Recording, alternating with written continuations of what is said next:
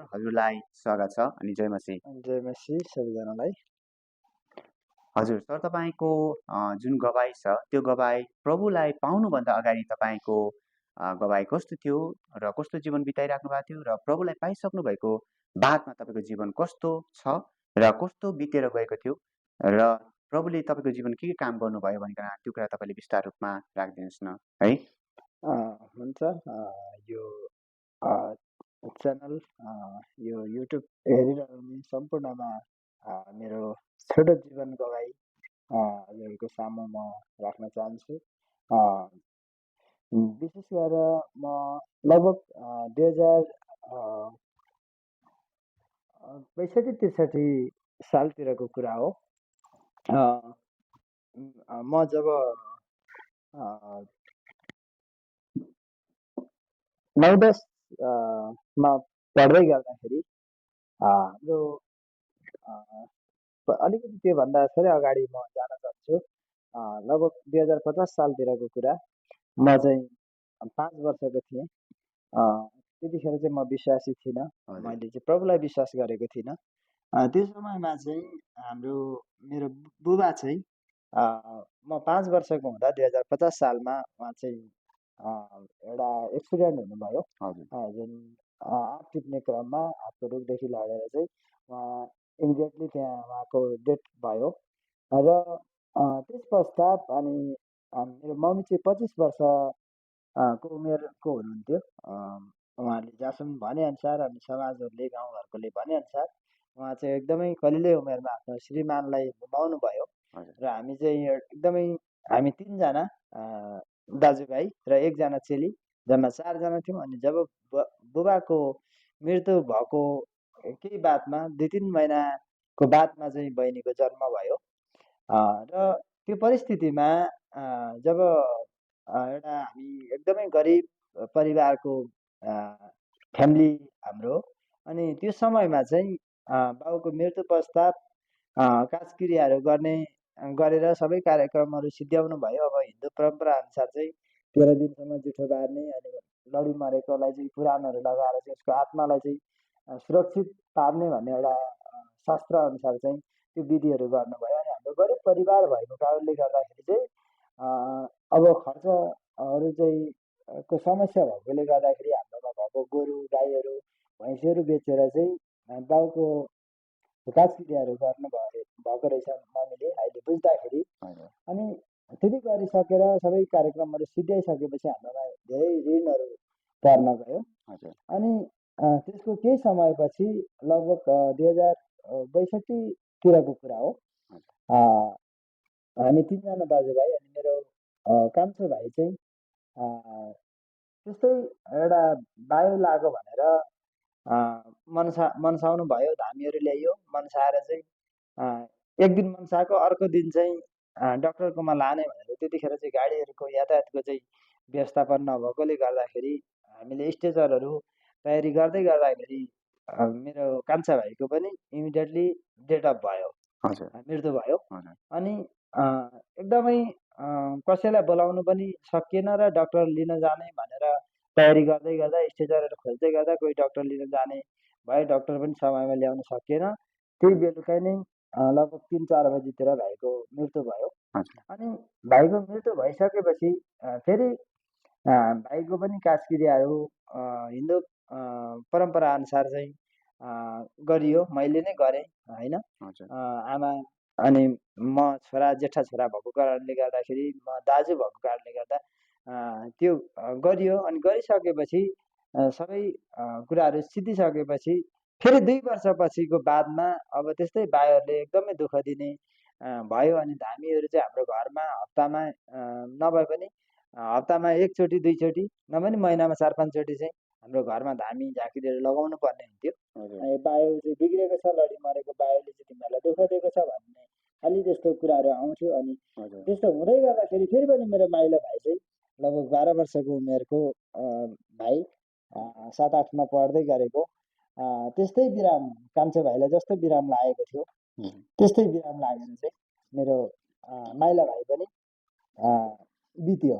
तपाईँको बुवाको आत्माले चाहिँ उहाँलाई तान्नुभयो। कान्छालाई पनि तानो र माइला भाइलाई पनि हजुर तान्ने क्रममा चाहिँ माइला भाइलाई पनि उहाँको बायो लडिमरेको बायोले चाहिँ लगो भन्ने कुराहरू भयो। अनि त्यसको जागित्र लक्षण चाहिँ हजुर जागित्र या बायु जागिर र बायो त्यसको लक्षण चाहिँ कस्तो थियो भने सर तपाईँको भमिट हुने हजुर अनि त्यसपछि मुखबाट पनि ब्लड जाने र दिशाबाट पनि ब्लड जाने। पहिला दिशाबाट ब्लड जाने अनि मुखबाट पनि ब्लड जाने। ओहो अनि एकदमै मान्छेहरू आत्तिएर अब अलिकति हाम्रो गाउँ समाज अलिकति पातलो बस्ती भएको कारणले गर्दाखेरि अब हामी घरमा 4जना 1जना भाइ खसेकोले गर्दाखेरि हामी बहिनी सानै अनि आमा भाइ 1जना भाइ अनि म अनि बहिनी हामी 4जना मात्रै थियौँ। त्यस्तो परिस्थितिमा नि गाउँ घरतिर चाहिँ यस्तो यस्तो भयो। फेरि पनि त्यस्तो घटना हुन आँट्यो भनेर हामीले हारगुहार गरेर गाउँ समाजहरूलाई बटुलिसकेपछि तपाईँको अब यस्तो व्यक्तिलाई त बोकेर लानुपर्छ, स्ट्रेचरहरू खोजौँ भनेर फेरि पनि त्यस्तै घटना जुन कान्छो भाइलाई भएको थियो त्यस्तै घटनाहरू दोहोरिन्छ भनेर एकदमै डरले चाहिँ हामी स्ट्रेचर खोज्नु गयौँ। कोही साथीहरू स्ट्रेचर खोज्नु गयौँ। म चाहिँ मामालाई अब फोनको जमाना थिएन त्यतिखेर, हाम्रो घरमा फोन थिएन। हामी किनभने गरिब परिवार कसैकोमा सिडिएमए फोनहरू थियो। हाम्रो मिका खोला 1मा चाहिँ एउटै मात्र मलाई जहाँसम्म लाग्छ हाम्रो यहाँ गैरा घर भीम नेउपानेको घरमा त्यतिखेर भर्खर सिडिएमए राखेको थियो। अनि हाम्रो मावलामा फोनहरू नभएको कारणले गर्दा म चाहिँ मामाहरूलाई लिनलाई गएँ राति होइन, लगभग 7-8 बजीतिर एकजना साथी लिएर मामालाई लिन गएँ। अनि मामालाई पनि मैले अब अलिकति सानै भएको कारणले गर्दा सिरियसली बिराम हो भन्ने कुरा मैले पनि मामालाई जानकारी नगराएको कारणले गर्दा अब सामान्य होला भोलि बिहानै डाक्टर लिएर जाउँ भनेर मामाले पनि उतै राख्नु गयो। राखिसकेपछि भाइ हामी गएको 2-3 घन्टापछि बितेछ। मामालाई पुगेर 1-2 घन्टा हामी बस्दा गर्दाखेरि भाइ यहाँ बितेछ होइन। अनि अब त्यसो भएपछि हामी बिहान आउँदा त भाइ अघि नै चिसो भइसकेको थियो होइन। बिहान अब हामी 4 बजीतिर लगभग डाक्टरलाई लिएर आयौँ। त्यतिखेर डाक्टर चाहिँ एकजना चौधरी के हुन्थ्यो। अनि लिएर आउने क्रममा चाहिँ हामीलाई जानकार भयो कि डाक्टरकोमा जाँदै गर्दाखेरि मावलबाट डाक्टरकोमा जाँदै गर्दाखेरि चाहिँ भाइ अघि बित्यो भनेर खबर कसै यताबाट हामीले पायौँ। अनि त्यसले गर्दा हामी हतार हतार मामाहरूसँग हतार हतार आयौँ र भाइको पनि त्यो तरिकाले मृत्यु भयो। अनि मैले जिन्दगीमा हार खान थालेँ। म अलिकति 14-15 वर्षको उमेरको थिएँ। मेरो भाइहरू 12 वर्षको 9 वर्षको भाइहरू खसे। अनि मैले चाहिँ अब जीवनमा हार खान थालेँ। अनि हाम्रो आमा मेरो मम्मी पनि बिचरा 25 वर्षको उमेरमा एउटा युवा अवस्थामा चाहिँ आफ्नो श्रीमान अनि आफ्नो दिदीभाइ छोराहरू घुमाउँदाखेरि मलाई त कति पीडा भयो होला। त्यो म अहिले त्यसलाई चाहिँ भन्न पनि सक्दिनँ। त्यो एउटा यस्तो परिस्थितिहरू मेरो जीवनमा आयो, मेरो परिवारमा आयो। अनि त्यसले गर्दाखेरि जब अब हामी हिन्दू परम्परा अनुसार चाहिँ भाइको पनि हामीले दुःख सुख कासगिरीहरू मैले नै जुठो पारेर बसेँ। केही समयपछि जब भाइको मैले जुठो पार्ने क्रममा अब चाहिँ के गर्दाखेरि पनि उपाय नहुने रहेछ, अब केही उपाय चाहिँ खोज्नुपर्ने रहेछ जिउनको लागि भनेर मैले सोच्दै गर्दाखेरि फेरि पनि त्यो समस्या चाहिँ 1 वर्षपछि मेरो जीवनमा सुरु हुन थाल्यो। जब त्यस्तै भाइहरूकै लक्षणहरू मेरो जीवनमा सुरु भयो। अनि एकजना एकदमै बायोको राम्रो धामीहरू हुनुहुन्थ्यो। अनि उहाँलाई हामी ढुक्कै घरमा लगभग हप्तामा 2-3 दिन उहाँलाई बोलाउँथ्यौँ। हामीले उहाँले गरेको सेवाहरूको निम्ति हामीले केही रकमहरू केही धानहरू हामीसँग खेती भएको कारणले गर्दा धानहरू हामीले दिन्थ्यौँ।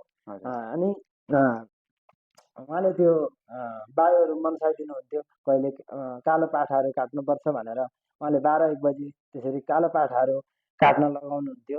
र त्यस्तो गर्दाखेरि पनि त्यो बायोलाई चाहिँ हामीले रोक्नको लागि त्यसले चाहिँ अब दुःख दिँदैन नदेस् भन्नको लागि हामीले सम्पूर्ण आर्थिक कुराहरू भौतिक कुराहरू चाहिँ हामीले खर्च गर्ने गर्छौँ। तर पनि त्यति गर्दै गर्दाखेरि पनि फेरि मेरो जीवनमा चाहिँ त्यो समस्याहरू चाहिँ देखा पर्यो। भाइहरूमा भएको समस्या तपाईँले देखा पर्नु आयो। भाइहरूपछि भाइहरूको मृत्यु भइसकेपछि त्यो समस्या चाहिँ मेरो जीवनमा सुरु हुन थाल्यो। अनि जब मेरो जीवनमा सुरु हुन थाल्यो मैले त्यो सुरु हुनुभन्दा अगाडि भाइको जुठो बार्दै गर्दाखेरि मैले चाहिँ के अप्सनहरू चाहिँ अब खोज्नुपर्छ, केही बाँचेर केही गर्नुपर्छ भन्ने कुराहरू मैले खोज्दै गर्दाखेरि अब भाइको जुठो बारेर कास्किदियाहरू सिद्धिसकेपछि चाहिँ गरिसकेपछि चाहिँ हामीले एउटा जोखाना अथवा चिन्ता राख्ने निर्णय गऱ्यौँ। चिन्ता त हामीले धेरैचोटि राखेको थियौँ र फेरि चिन्ता राख्दाखेरि एकजना धामीले के भन्नुभयो भने त्यो जब चैतको महिना थियो, उहाँले चाहिँ यो वैशाखभित्र चाहिँ तैँले चाहिँ तेरो छोरा भन्न पाउने छैनस् भनेर हामीले भन्नुभयो। तपाईँको अनि बारेमा धामी मेरो हुनुभयो। बारेमा हजुर अनि मेरो परिवारमा एकदमै चिन्ता हुन थाल्यो। जब हामीले चिन्ता राख्यौँ र चिन्ताले चाहिँ हामीलाई अझ बेसी चिन्ता दिन थाल्यो। त्यो एउटा चुनौती, त्यो एउटा शब्दहरू चाहिँ हामीले दिइसकेपछि हामीले के गर्नुपर्छ त भनेर भन्दाखेरि यसको केही अप्सनहरू छैन भन्ने कुराहरू गर्नुभयो। अनि त्यति भनिसकेपछि हामीलाई दिनरात चिन्ता हुन थाल्यो। अनि कहिले जेठ महिना चाहिँ जान्छ भनेर हामी वैशाखमा चिन्ता राखेको थियो। जेठ महिना उहाँले टाइम दिएको थियो, यो जेठभरिमा चाहिँ यस्तो घटनाहरू चाहिँ यहाँ घट्छ भनेर उहाँले भन्नुभएको थियो। अनि मलाई एकदमै चिन्ता भयो। अनि मैले डरले मलाई वैशाख उहाँले भनेको 10-12 दिनपछि मलाई त्यो समस्याहरूले सताउन थाल्यो। साँच्चीकै रियल रूपमा मेरो जीवनमा चल्न थाल्यो। अनि हाम्रो नजिकै एउटा विश्राम चर्च अहिले म सङ्गति गरिराखेको, यहाँ चाहिँ हाम्रो बुद्ध राई भन्ने एउटा पास्टर हुनुहुन्थ्यो। उहाँहरू अनि उहाँहरूको टिमहरू चाहिँ त्यो म बिरामी भएको अवस्थामा उहाँहरू प्रार्थना गर्नको लागि, त्यो भाइको लागि प्रार्थना गरिदिनुपर्छ भनेर उहाँहरू आउनुभयो। तपाईँको लागि प्रार्थना गर्नको लागि आउनुभयो। तर म त्यतिखेर विश्वासी थिइनँ। तर मेरो जीवनमा चाहिँ त्यस्तो घटनाहरू घटिरहेको देख्दाखेरि गाउँ नै चकित भयो क्या। त्यस्तो कसरी चाहिँ यस्तो भयो त भन्दाखेरि त्यहाँ त सन्तानै नाश गर्ने रहेछ भनेर चाहिँ गाउँहरू पनि आत्तिन थाले होइन। अनि हामी परिवार त त्यसै नै आत्तिने भयौँ, त्यसै नै चिन्ता हुने नै भयो स्वाभाविक रूपले। अनि त्यस्तो हुँदाखेरि उहाँहरू प्रार्थना गरिदिनु भयो।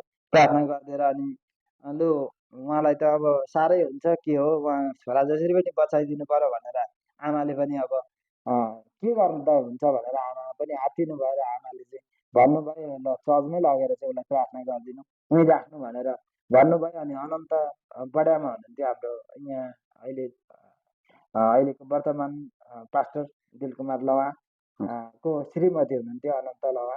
उहाँले चाहिँ अनि ठिकै छ पूर्ण भाइलाई अब चर्चमै लगेर प्रार्थना गरौँ, चर्चमै लगेर चाहिँ स्याहार गरौँ, यो दुष्टले चाहिँ यस्तो गरेको हो, यो भाइहरू चाहिँ यसुको नाउँमा चाहिँ हट्नेछ भनेर उहाँले एउटा साहस दिनुभयो। तपाईँको छोरा निको हुनेछ भनेर उहाँले चाहिँ एउटा ढाडस दिनुभयो आमालाई। अनि आमाले पनि विश्वास गर्नुभयो र मलाई चर्चमा ल्याएर अनि 2 दिन जति मलाई यहाँ राख्नुभयो। फलफुलहरू दिनुभयो, खानाहरू दिनुभयो। मलाई एकदमै थाहा छ। अनि उहाँले त्यो मलाई एउटा ठुलो प्रेम मलाई देखाउनु भयो। अनि केही दिनको बादमा म निको भएँ। अनि म घर फर्केँ। कति जति समय लाग्यो तपाईँलाई निको हुन? सर मलाई 2 दिन, मलाई एक रात चाहिँ राति यही चर्चमा सुतेको याद छ। र म यहाँ एक दिन यहाँ घरमा यो चर्चको छेउमा हाम्रो पास्टर बाको घरमा बसेँ। र अर्को दिन चाहिँ म घर फर्केँ, म निको भएर घर फर्केँ। निको भएर हजुर। अनि आमाले पनि त्यसरी अब निकै हुन्छ भने विश्वास गर्छौँ भनेर आमाले पनि विश्वास गर्नुभयो। बहिनी सानै थियो होइन। अनि विश्वास गर्यो। अनि विश्वास गर्दै गर्दाखेरि गरिसकेपछि म अब चाहिँ प्रभुमा नयाँ एउटा जोसहरू पाए जस्तो मलाई महसुस भयो। मैले चाहिँ नयाँ उत्साहहरू मिल्यो। पुरानो कुराहरू मैले सम्झेँ भने मलाई एकदमै नमजा लाग्थ्यो। तर पनि अब चाहिँ मेरो जीवनमा त्यस्तो हुँदैन। मेरो भाइहरू गुमाएँ, तर म चाहिँ म र मेरो अब रको परिवारहरू चाहिँ एउटा प्रभुमा चाहिँ राम्रो परिवार हुन्छ भन्ने मैले आश लिएँ, आश लाग्यो मलाई। अनि गर्दै गर्दाखेरि मैले विश्वास एउटा रीतिअनुसार परम्परा अनुसारै अनि म विदेश जाने योजना गर्दै गर्दाखेरि आमाले भन्नुभयो अब त एउटा छोरा विदेश नजा, के हुन्छ कसो भनेर मलाई गाउँ समाजहरूले पनि त्यो सल्लाहहरू दिनुभयो। अनि मामाहरूले पनि रोक्नुभयो। अनि किनभने म विदेश जान चाहिँ किन चाहन्थेँ भने मेरो बुवाहरूको त्यो घटनाले गर्दा त्यो खर्च मैले मेकअप गर्नुपर्ने थियो। खर्चहरू एकदमै थियो। भाइहरूको त्यस्तो घटना भएकोले गर्दाखेरि घरमा एकदमै ऋण थियो, सबैतिर ऋण थियो होइन। आफ्नो गाई बाख्रा वस्तुहरू सबै बेचेर चाहिँ टाढ भइराखेको अवस्था थियो। अनि त्यसले गर्दाखेरि म विदेश जान खोज्दाखेरि फेरि मलाई आमाले भन्नुभयो नजा भनेर। अनि जान्छस् भने बिहा गरेर जा भनेर भन्नुभयो। अनि मैले क्रिस्चियन रीतिअनुसार विवाह गर्न बाध्य भएँ। मैले अलिकति सानै उमेरमा 18 वर्षको उमेरमा मैले विवाह गरेको होइन। त्यतिखेर चाहिँ मोबाइलहरूको जमाना पनि एकदमै कम थियो, मोबाइलहरू कम चल्थ्यो।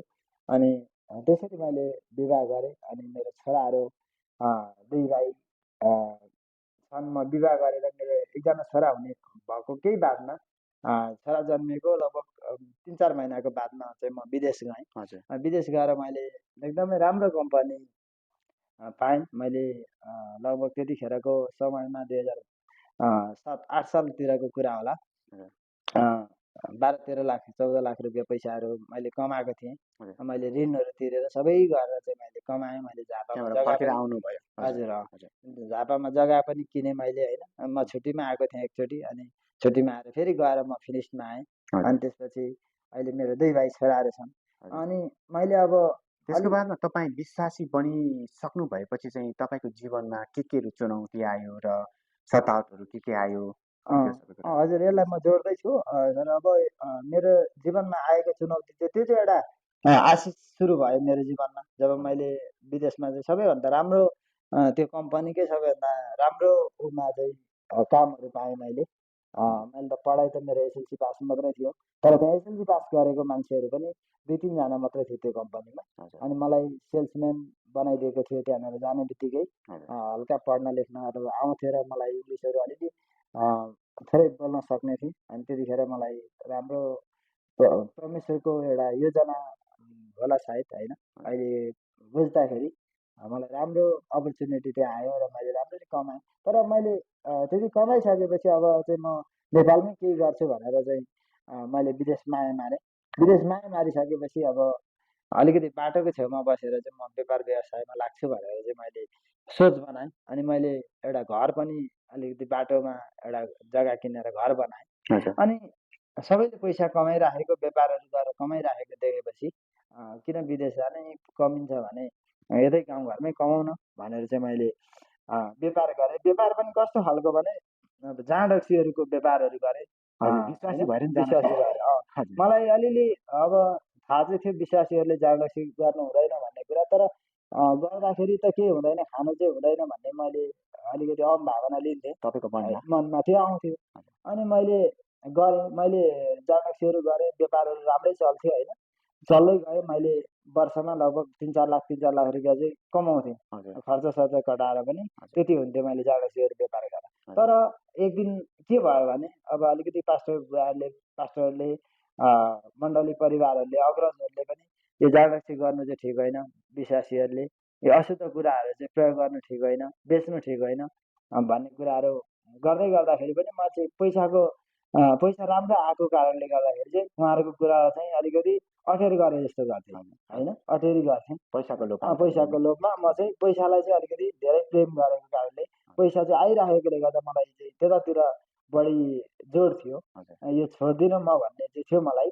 तर एक दिन के भयो भने त्यस्तै रिचार्जहरू केही किन्नको लागि ताप्लेजुङ जाने क्रममा दोकानको सामानहरू लिनको लागि ताप्लेजुङबाट ल्याउने गर्थेँ। त्यतिखेर चाहिँ गाडीहरू चाहिँ त्यतिखेर भर्खरै यो हाम्रो ताप्लेजुङ हान्द्रुङ हुँदै आउने पुलहरू नभएको कारणले गर्दा झोलुङ्गे पुलहरू थियो। त्यतिखेर चाहिँ गाडीहरू चाहिँ खोलामा ट्र्याक्टरहरू चाहिँ तार्ने चलन थियो।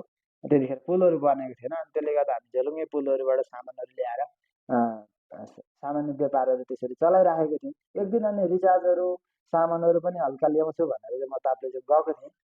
त्यसको फलस्वरूप चाहिँ के भयो भन्दाखेरि त्यो लिन जाने क्रममा चाहिँ लिएर मैले सामानहरू सबै 8-10 हजारको सामानहरू रिचार्जहरू सबै किनेर आउने क्रममा चाहिँ मलाई बाटोमा अरिगालले चाहिँ अरिगाल पनि कस्तो भएछ भने त्यो दिन चाहिँ एकदमै हावा हुन्डरी बेसी आएको थियो। अनि त्यो सिमलमा चाहिँ तपाईँको अरिगालको गोलो रहेछ। अनि त्यो बाँसले चाहिँ हावा यसरी चल्दाखेरि चाहिँ बाँसले चाहिँ हानेको रहेछ त्यहाँ। अनि हानेर त्यो चाहिँ बिस्किएको रहेछ। अनि जब म त्यहाँ ठ्याक्कै आइपुग्नु, मेरो त्यतिखेर मेरो परिवारहरू पनि मेरो परिवारहरू पनि तपाईँको चाहिँ उता माइती गएकोले गर्दा मावली गएकोले गर्दाखेरि उनीहरू पनि फर्केर आउने त्यही दिन भएकोले गर्दाखेरि हामी सँगै आउँदैथ्यौँ। अनि म अगाडि लगभग 10-15 मिटरको चाहिँ अगाडि म थिएँ। अलिकति हतार हतार म अगाडि आइरहेको थिएँ, उनीहरू चाहिँ पछाडि थिए। मेरो परिवार, मेरो एक भाइ छोरा र वाइफ चाहिँ अलिकति पछाडि थियो। अनि एकदमै आउँदाखेरि झ्यापै मलाई त 2-4वटा अरिगालहरूले टाउकोमा चिल्यो। अनि मैले यसो यसो गर्ने बित्तिकै अझ धेरै आयो। अनि अझ धेरै आइसकेपछि अब यो बाटो त धेरै अरिगाल रहेछ भनेर म बाटो मोड्ने हुँदाखेरि त्यतातिर त झन् पुरै भुइँभरि झरेको रहेछ। पुरै त्यो अँ, बाटोमा बाटोमा पुरै झरेको रहेछ, रुखमा त सबै छरपट्टै भएको रहेछ। अनि म त्यतातिर कुद्दाखेरि त झन् त्यतातिर झन् बेसी रहेछ। अब बेसी भइसकेपछि अब मैले के गर्ने त? मेरो पालो अलिक पर गएपछि टोइलेटतिर पसेँ। टोइलेटतिर पस्दाखेरि टोइलेटतिर पनि आयो। अनि त्यहाँ घर थियो, घरमा पनि कोही गोरु गाईतिर कोही बाख्रातिर छरिएर जान थाल्यो। अनि कार्तिक 4-5 गतेको कुरा हो। त्यतिखेर चाहिँ धान एकदमै पाकिराखेको थियो। अनि धानबारीमा त्यहाँ टोइलेटभित्र पस्दाखेरि पनि छोडेन। अनि धारामा उ गर्नु थाल्दा पनि छोडेन। नछोडेपछि म धानबारी फलानेर गएँ। अनि अलिक तल जाँदाखेरि एकजना हाम्रो मामा पर्नेको घरमा म पुगेँ। त्यहाँ पुगिसकेपछि त मलाई अलिकति होसै हराइसक्यो। अब एकदमै विद्युत पोल हो। अरिङ्गाले ज्यादा अरिगाले चिलेको कारण एकदम चिलेको कारणले गर्दा मैले त्यो रिचार्जको ब्यागहरू कहाँ फालेँ त्यो मलाई थाहै भएन। म चाहिँ कराइसकेपछि मेरोभन्दा 10-15 मिटर पछाडि भएको मेरो परिवार चाहिँ त्यो कुरा सुनेपछि उनीहरूलाई पनि एउटा दुइटा चाहिँ त्यतातिर कुदेछ। त्यो कुदिसकेपछि उनीहरू चाहिँ जुन बाटो उनीहरू आएको थिए त्यही बाटो चाहिँ उनीहरू फर्केर ब्याक भए। ब्याक भएर अर्कोतिर गयो। भागे। अब मेरो छोरालाई पनि एउटाले टोकेछ।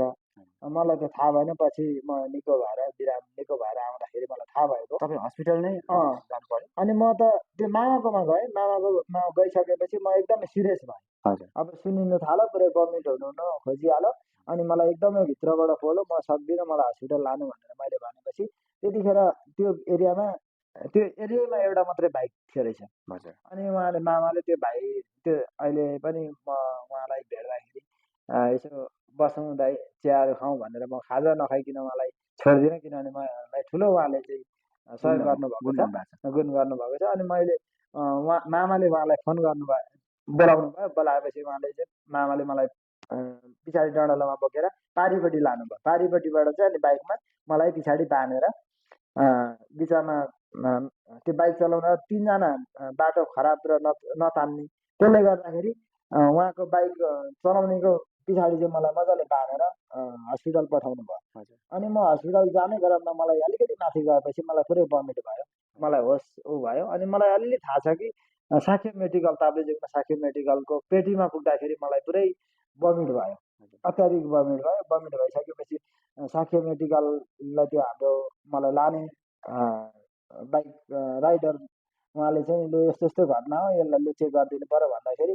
त्यो साक्य मेडिकलले चाहिँ एकदमै गाली गरेर यहाँनिर नल्याउनु, यो लगिहाल्नु हस्पिटलमा भनेर उसले एकदमै आवेशमा करायो। त्यो भमिट गरेको देखेपछि, फोहोर गरेको देखेपछि उसले करायो जस्तो लाग्छ मलाई। अनि मलाई तपाईँले भमिट गर्यो भनेर चाहिँ तपाईँलाई नै उल्टो गाली गर्यो। अनि मलाई थाहा छ त्यहाँदेखि चाहिँ बाइकमा हतार त्यो भाइले मलाई सरकारी हस्पिटलमा लानुभयो। सरकारी हस्पिटलमा लगिसकेपछि मलाई होस हरायो। मलाई थाहा छैन त्यहाँदेखि के भयो। कहाँको हस्पिटलमा? ताप्लेजुङ सरकारी हस्पिटल। पर अहिलेको इलाका हस्पिटल भन्छ, सरकारी हस्पिटल त्यहाँ। त्यो हस्पिटलमा लगिसकेपछि मलाई त्यहाँ केही होसहरू आएन, हरायो। अनि धेरै साथीहरूले भन्नुहुन्थ्यो, त्यहाँ हेर्न आउनेहरूले दिसा पिसाब गरेको पनि थाहा भएन भन्ने कुराहरू गर्नुभयो। यो हाम्रो दिपेन भाइहरू पनि हुन्थ्यो त्यतिखेर मलाई सहयोग गर्ने, धेरैजना हुन्थ्यो। मेरो पारी फुपू पनि हुन्थ्यो, उहाँहरू पनि आउनुभएछ केही घन्टापछि। अनि मेरो वाइफ चाहिँ अब मलाई माथि उँभो पठाइसकेपछि उनीहरू चाहिँ घरमा कोही थिएन, घरमा आउनुभयो। अनि मामाहरू राति 11-12 बजी 10-11 बजी मामाहरू पनि हस्पिटलमा आएर त्यहाँबाट ताप्लेजुङ जिल्ला हस्पिटलले चाहिँ रिफर गर्दैछ, यो सकिँदैन भनेर। किडनी र लिभरमा चाहिँ समस्या गराएको छ, एकदमै यसले ठुलो गरिरहेको छ, धेरै मान्छेहरू पनि मरेको छ भनेर उसले त्यो हस्पिटल डक्टरहरूले चाहिँ रिफर गर्दैछ। रिफर गरिदिइसकेपछि मलाई बिर्तामठ हस्पिटलमा लानुभएछ। बिर्तामठ बिएमसी हस्पिटलमा पनि, त्यहाँबाट पनि रिफर गर्दैछ मलाई। अनि त्यहाँ आफन्तहरू सबै आउनु भएछ, मलाई थाहा छैन त्यो होइन। त्यहाँ आइसकेपछि अब त्यहाँबाट पनि अब यो मुटु र किडनीहरूको लिभरहरूको चाहिँ मेन बिएमसीले भन्दा पनि राम्रो चाहिँ नोबेलले गर्छ। डाइरेक्ट त्यहाँ समस्या छ त्यहाँ लानुपर्छ भनेर बिएमसीले रिफर गर्दैछ। अनि म नोबेलमा मलाई 2 दिन राखिसकेपछि अनि चाहिँ मलाई अलिअलि बोल्ने होसहरू आयो। अनि त्यस्तो भएर चाहिँ म लगभग 15-16 दिन जति नोबेलमा बसेँ। नोबेलमा बसेपछि मामाहरूले फेरि पनि मलाई त्यहाँबाट नोबेलले ऊ दियो हामीलाई। अनि नोबेलबाट चाहिँ म झापा हुँदै अनि फेरि पनि घरमा आएँ। मैले भन्न खोजेको यसुक्रिस्टलाई चाहिँ हामीले विश्वास गरेर चाहिँ लापरवाही जीवन जियौँ भने चाहिँ यसको मूल्य चाहिँ हामीले परिणाम चाहिँ खराब आउँछ। परिणाम चाहिँ मृत्यु नै जीवनमा आउँदो रहेछ, मृत्युसम्म नै हामीलाई दुष्टले लाने रहेछ भन्ने कुराहरू चाहिँ मैले महसुस गरेँ होइन। मलाई त्यतिखेर मैले 4-5 लाख रुपियाँ पैसा त कमाएँ, तर मैले 1 महिनाको भित्र 5-6 लाख रुपियाँ पैसा चाहिँ गुमाउनु पर्यो। यसको परिणाम चाहिँ मेरो जीवनमा यो भयो। त्यसको मतलब चाहिँ तपाईँले आज्ञा पालन नगर्नु भएको कारणले गर्दाखेरि नै यो सबै कुरा तपाईँको जीवनमा आइपर्यो। त्यही भयो। अब नगर्नु त्यो व्यापार चाहिँ हामी विश्वासीहरूले अशुद्ध कुराहरू चाहिँ जाँडसी बेच्ने कुराहरू चाहिँ खैनी चुरोट सुर्तीहरू चाहिँ बेच्ने कुरा चाहिँ हामीले गर्नु हुँदैन भन्ने कुराहरू बाइबलमा भएको कारणले गर्दा नै पास्टरहरूले पनि त्यो कुराहरू चाहिँ मलाई बारम्बार सम्झाउँदाखेरि पनि मैले त्यो पैसाको लालचले गर्दाखेरि पैसा राम्रो कमाइराखेकोले गर्दाखेरि चाहिँ मैले त्यो गरेको कारणले त्यसको परिणाम चाहिँ मैले भोग्नु पर्यो। हजुर, त्यसको बादमा तपाईँले पुरै त्यो कुराहरू छोडिदिनु भयो। अहिले अनि मैले त्यो जब म हस्पिटलबाट फर्किसकेपछि फर्किँदै गर्दाखेरि यहाँनिर मेरो घरमा आउँदाखेरि लगभग सबै सामानहरू चाहिँ मेरो घरमा बेचिसकेको थियो। हजुर, त्यसको मतलब हटाइसकेको थियो। म आउँदाखेरि चाहिँ हटाइसकेको थियो र अहिलेसम्म मैले त्यो गरेको छुइनँ र त्योभन्दा राम्रो कमाइहरू चाहिँ मैले अहिले गर्दैछु। मलाई अन्य ठाउँबाट चाहिँ परमेश्वरले कमाउने एउटा माध्यमहरू चाहिँ दिनुभएको छ। त्योभन्दा सहज तरिकाले चाहिँ मलाई कमाउने माध्यमहरू दिनुभएको छ। प्रभुलाई धन्यवाद। धन्यवाद तपाईँलाई है, तपाईँको जीवन गवाएको लागि। साँच्चीकै तपाईँको जीवन गवाएको कारणले गर्दा यो तपाईँको जिउँदै गर्दाखेरि तपाईँको जुन जिवाइ तरिकाले है, तपाईँको जसरी यीशुलाई पाएर विश्वासी भएर पनि तपाईँको जस्तो खालको जीवन बिताउनु भयो है, त्यो जीवन 40 गर्दाखेरि के भयो र तपाईँको जीवनमा पहिला कस्तो थियो, के कारणले तपाईँ यीशुमा आउनुभयो भन्ने कुरा जुन कुरा तपाईँबाट हामीले सुन्यौँ, हामी साँच्चीकै तपाईँले सुन्नुभएको गवाईद्वारा हामी धेरै नै हामी आशिषित भएका छौँ है। तपाईँलाई धेरै धेरै धन्यवाद। अनि हामी आशा गर्छौँ आउने दिनहरू तपाईँलाई परमेश्वरले अझै पनि आशिष दिनुहुन्छ र हाम्रो प्रार्थना तपाईँलाई अझै परमेश्वरले आशिष दिनु भएको होस्, आशिष दिनुभएको होस् भनिकन है। हवस् त, यो हामी रेकर्डिङलाई हामी यतै राख्छौँ र सबैजनालाई फेरि पनि जय मसी। अनि सर तपाईँ आइदिनु भयो, पूर्ण सर तपाईँलाई धेरै धेरै धन्यवाद। जय मसी।